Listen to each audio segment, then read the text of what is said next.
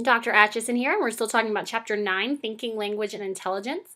This is the third part of our lecture on intelligence. So what is intelligence? Your textbook gives the definition: the ability to learn from experience, to solve problems, to use our knowledge to adapt to new situations. The problem with this is, if I ask you what you thought intelligence is, you may come up with a different definition. So we have different theories of intelligence in terms of psychology, but we also have different perspectives on what indicates intelligence in terms of our own personal perspectives.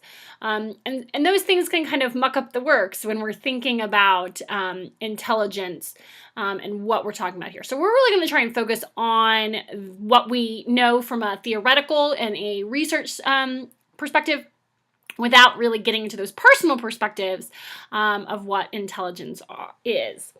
So there's several different theories of intelligence, one of the which is Howard Gardner's theory of multiple intelligence. And this is really this idea that there's a distinct set of different kinds of skills that permit individuals to engage in different activities that are really valued by their culture. He really dismissed the idea of a general IQ. So your book talks about Spearman's general intelligence as kind of this like summary of different skills. And he really says, no, I don't think that's what's going on. I really think that there are separate domains of intelligence. And you can be very, very high, according to Gardner, in one domain and not behind another. Again, and he has several different domains he talks about. And we'll talk about these in some more detail. So linguistic, mathematical, musical. And the first two, linguistic and logical and mathematical, are ones that are kind of well understood as being kind of related to intelligence. You'll see most IQ tests that we'll talk about here in a bit are going to rely on both of those. Musical, however, is one that's not usually included in general in typical IQ tests. Spatial knowledge is something that's typically included in those general IQ tests. Another one that's new, that's different for Gardner, is body kinesthetic. So that's the ability to kind of move your body in really distinct ways. Naturalist, interpersonal, and intrapersonal. And here on this next slide, we've got some examples of all of those. So linguistic, you can think of that as word smart. And again, this is one of the ones that we do typically test on typical IQ tests. An example of someone that would be really word smart would be Toni Morrison, which is a writer. She actually won a Nobel Prize for literature. Before Bob Dylan just won, she was the last American to win a Nobel Prize for literature. Number smart, the logical mathematical, Albert Einstein, mathematicians, people like that would be seen as high on that number smart. Musical smart, Marsalis, he's a musician, a jazz musician. Any really composer, anybody who writes music and plays music and really, really successful at that would be seen as someone that's very musical smart, according to Gardner. Art smart, that would be spatial and kind of understanding space and those sorts of things. Again, to some extent, we do test this on typical IQ tests, though Gardner kind of looked at it a little bit different. Bodily kinesthetic would be body smart. Really, any pro athlete would be considered having high bodily kinesthetics intelligence, that they can move their bodies in ways and do things with their bodies that the rest of us can't do, and that's why they've got to where they were. Intrapersonal, that would be self-smart. Can you know things about yourself, understand your own, kind of do a lot of thinking about yourself, kind of introspection, kind of those. Sigmund Freud was big into introspection, and so that would be somebody that they would have seen as Gardner would identify as having high intrapersonal ability. Interpersonal, so that's between people. So intra means inside, kind of inside one. Inter means between, so this will be between different people. So anybody who's a really successful leader, Mahatma Gandhi would be an example, that understands the dynamics of different groups of people and how to work with different groups of people, especially for change, as he did. Martin Luther King Jr., interpersonal. Again, these would be people that would be considered people smart. A naturalist, somebody that's nature smart. John Audubon, John Muir. John Audubon founded the Audubon Society. John Muir was seen as a major proponent of the national park systems. These would be people that Gardner would identify as nature smart.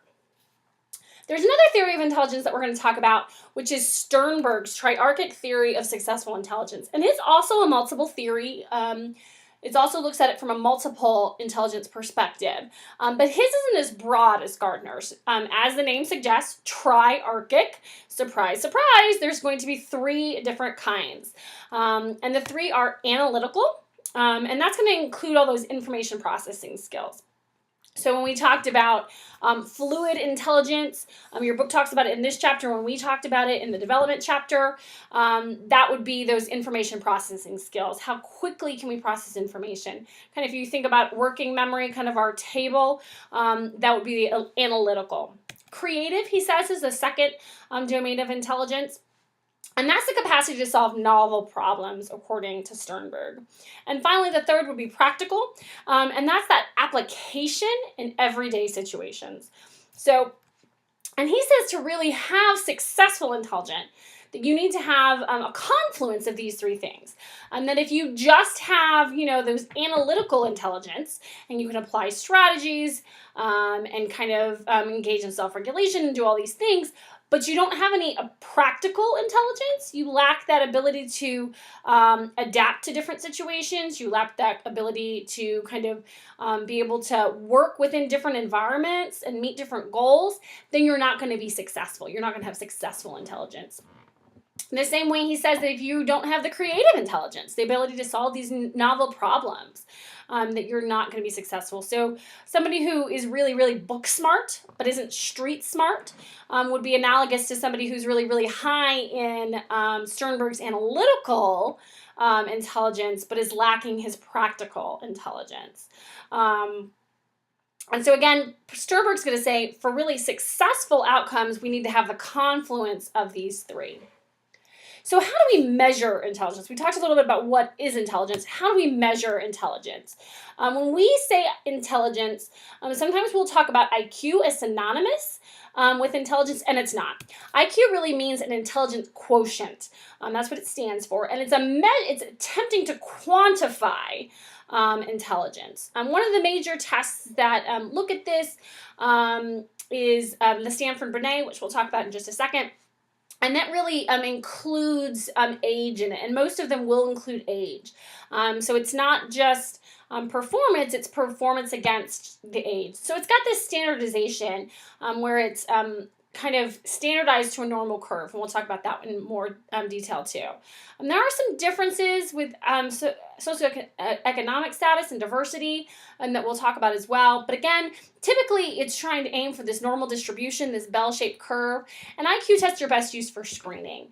They're not best used to kind of say this is the be-all and end-all. Most of these IQ tests, especially when they're group tests, are going to give you information of who's in the middle of that bell curve, and those are the people that you don't need to test again. But the people on the outside of those curves, whether they're getting a very high score and a very low score, indicate we need other kinds of measures to kind of look at their intelligence. So one of the most famous intelligence tests is the Stanford-Binet that I just talked about a little bit. And it was, again, a global measure of intelligence. So the Stanford-Binet kind of more looks at it from that that Spearman's G perspective. It was designed primarily to be used with children. Binet actually designed it to work in the educational system in France. And then Terman revised Binet's scale at Stanford, which is how it got its name, the Stanford-Binet. And what it does is it generates an IQ score based on mental age divided by chronological age. So if you were to take the test and you get a mental age of, let's say, 8, and you are 9, you would be below average. So you would take 8 divided by 9 and multiply it by 100. In these examples here, so 8, you've got a mental age of 8, a chronological age of 8. that would give you 1. You would multiply that by 100, and you would have an IQ score of 100, which is an average IQ score.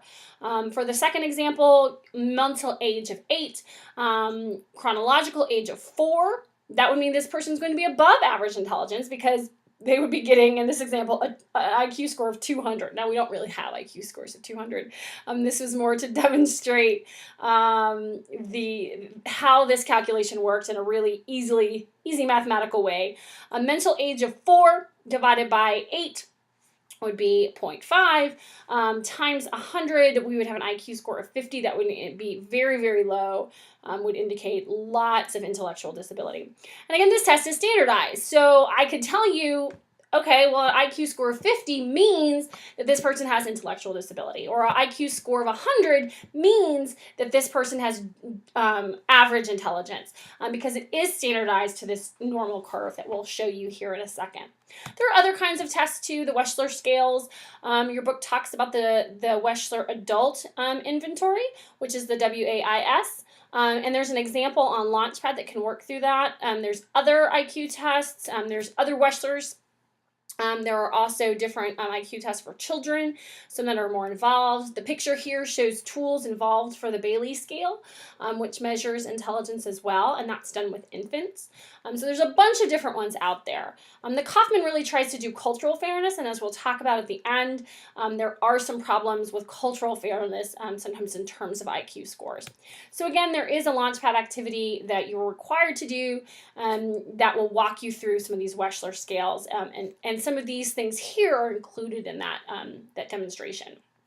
So how they make these tests, there's 3 things that are really, really important for a test to be able to be really used.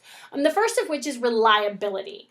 So is it reliable? Do you get the same score every single time you take it, or a very similar score every single time you take it? So if you take the Stanford Binet when you're 10 and you get a mental age of 10 and you have an IQ score of 100, if you take it the next day, will you get the same score? If you take it a year from now, will you get the same IQ score? Is it reliable? Are you able to get the same scores? The next question is it valid? Does it measure what it's supposed to measure? Is it true? And we'll talk about that some more too. And the final one is it standardized? We talked about this one a little bit. This is, again, making sure that it's representative of the population so that we can compare an individual score to everybody else. And again, it's for not only people that have taken the test, but future test takers as well. So really have this meaningful comparison of what that number means. Because if you get a score and you can't compare it to anything, well, then it doesn't really mean anything. So let's talk about these in some more detail. Examples of reliable IQ tests is the Morris shoe size intelligence test. So your IQ score would be your shoe size times 10. I'm at least lucky. I have large feet. So my IQ comes up fairly average. And this is obviously a joke. Obviously, this is not a really good IQ test. But Morris argues that his IQ test is actually much more reliable than other tests on the market. Now, remember what reliability means. That means if you take the test again, are you going to get the same score? If I take this test tomorrow, I'm going to get the same score. It's going to be very, very reliable because once you are done growing, your feet usually don't change sizes, which means that it's going to have a very, very reliable measure of intelligence. So this is a really reliable test, but it's not a valid test. Okay, so remember, validity is it true? And clearly, your shoe size has no indication of your intelligence. So again, he was able to read tests with the shoe size intelligence were obviously very, very consistent because your foot size isn't changing. However, it does not predict or measure what it's supposed to predict or measure, so it has no validity. Validity is the extent to which a test measures what it's supposed to be measuring, what it's intended to measure. So again, is this test true? Are the findings true? And it's important to note that tests can be reliable, but not valid, just like we saw with the Morris shoe size IQ test. But in order for a test to be valid, in order for it to be true, it must also be reliable. For an IQ test to be a valid test, we have to be getting those same scores over and over again. So not only is it supposed to be measuring what it's supposed to, but it really also has that kind of prerequisite of reliability for it to be a valid test. Standardization is, again, we standardize these tests to a normal distribution. And again, it comes out in this bell-shaped pattern. It's this normal curve. Again, I told you that 100 is typically average for an IQ score. And you can see that that's the mean, the average of this normal curve. And most everybody is really, really close to the average. If you've ever taken any statistics courses, you might notice that these lines, these white lines, are standard deviations away from the mean. So if you've ever taken any kind of statistics course, that's what this is doing. And it's saying that people that are more than 2 standard deviations from the mean, so that have an IQ score of above 130 or below 70, are outside this normal range, and are either, if they're above 130, this indicates giftedness or high intelligence, and if they're below 70, this indicates intellectual disability. So again, this is that idea that these tests have been standardized so that we can compare. When someone does get a score of 70, we can go, okay, well, I know what that means because this test is standardized, so that everybody's score can be compared to everybody else's score.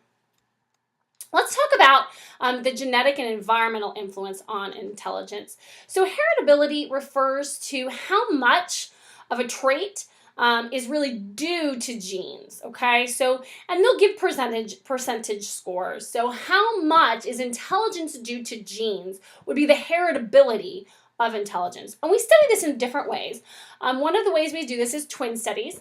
We'll take fraternal twins and compare them. Remember, fraternal twins are no more similar than any other pair of siblings. But then we'll compare them to identical twins, which are genetic clones.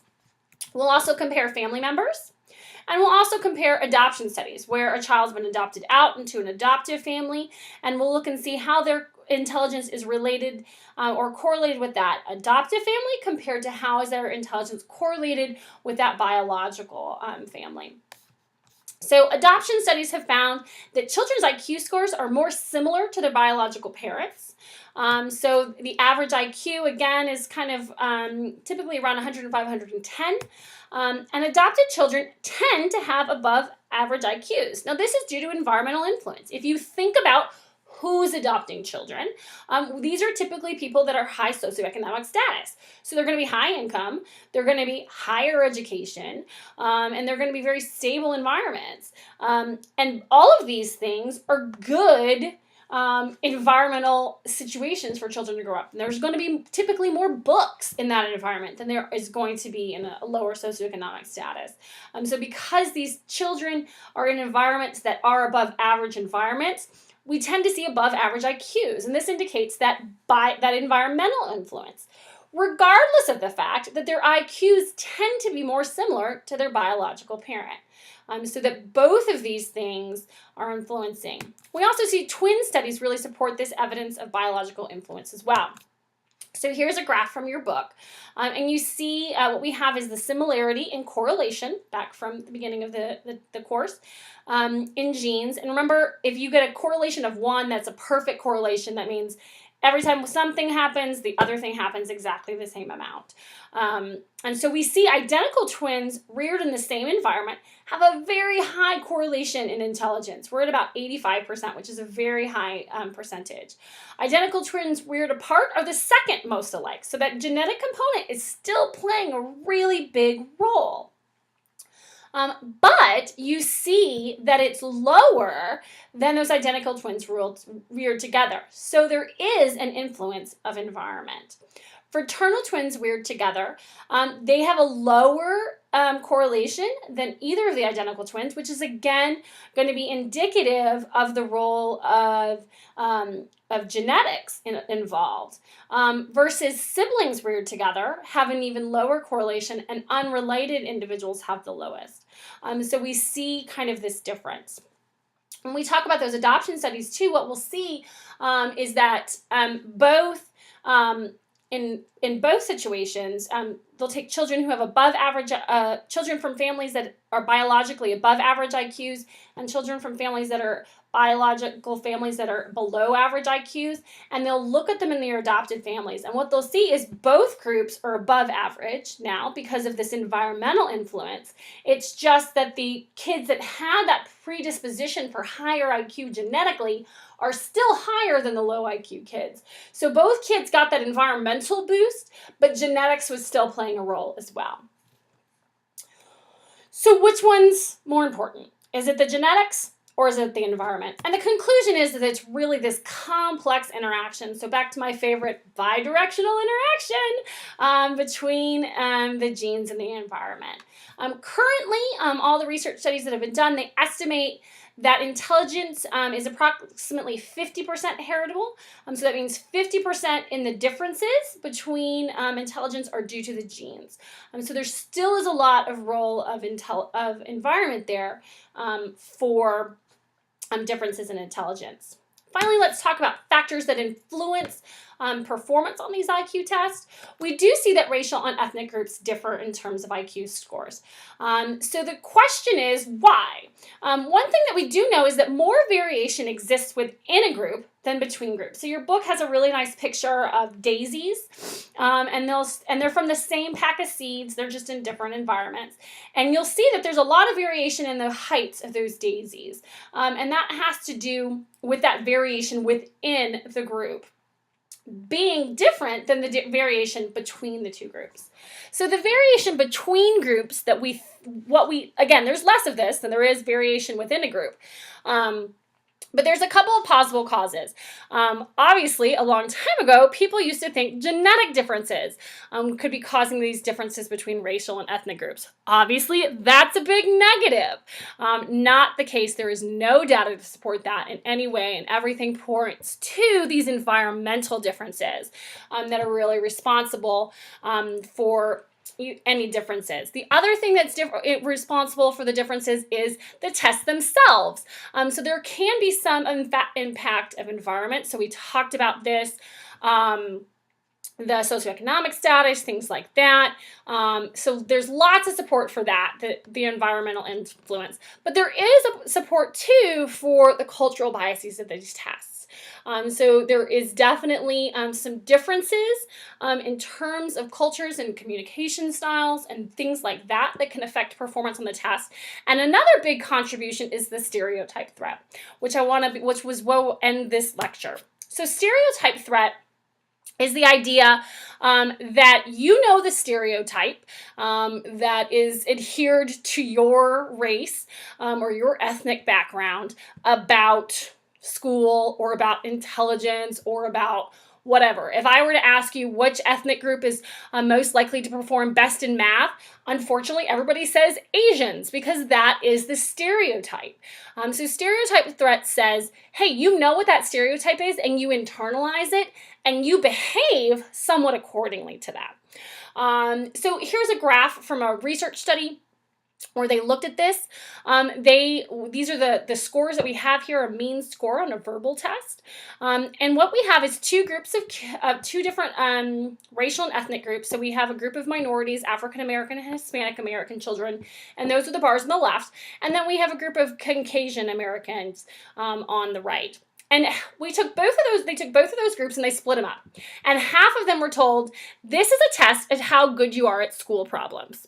Now remember, there's a different stereotype between African American and Hispanic children versus Caucasian children in terms of who's good at school.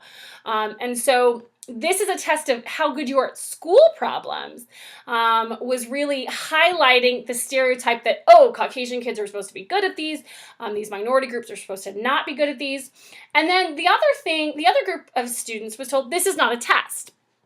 And when you look at the two red lines, the two this is not a test lines, they're almost absolutely identical. Okay, so there's pretty much no difference on the scores between the two groups, the two ethnically different groups.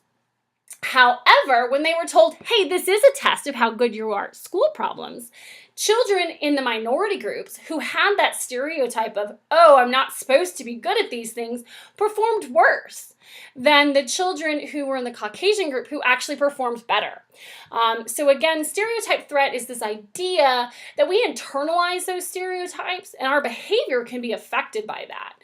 This is not on a conscious level. This is not like, oh, I believe these stereotypes and so I'm going to behave accordingly.